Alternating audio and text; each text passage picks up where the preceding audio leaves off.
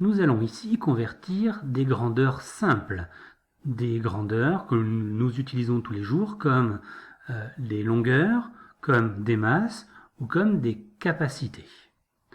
À chaque fois, nous pourrons nous servir des tableaux de conversion.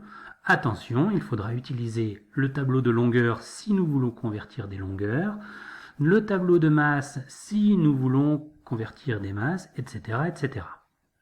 La technique, dans chacun des trois cas ici en exemple, est toujours la même.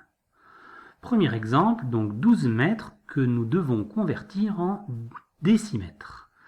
Ceci est une conversion de longueur. Donc voici le tableau de conversion de longueur. 12 mètres, nous le mettons dans le tableau ici. Cela veut dire que la virgule dans 12 est dans l'unité mètre.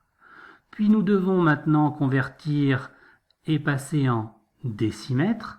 Donc la virgule va venir se décaler jusque dans les décimètres ici, faisant apparaître un nouveau zéro qui avant était inutile et qui maintenant est utile, ce qui nous donne 12 mètres égale 120 décimètres.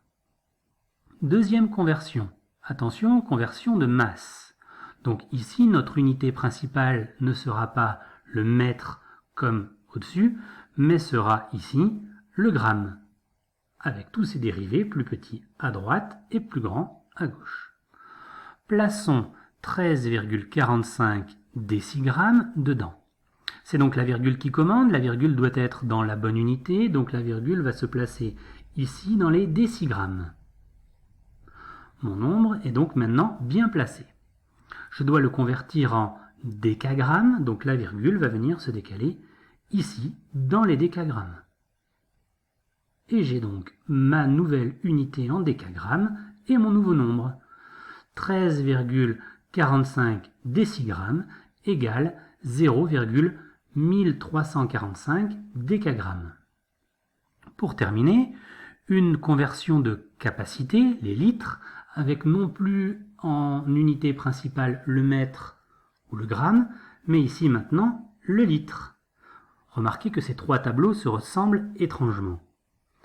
Plaçons 5,23 hectolitres, donc la virgule va venir se placer dans les hectolitres, ici, et nous allons décaler la virgule pour tomber sur des mètres, sur des litres, donc jusqu'ici.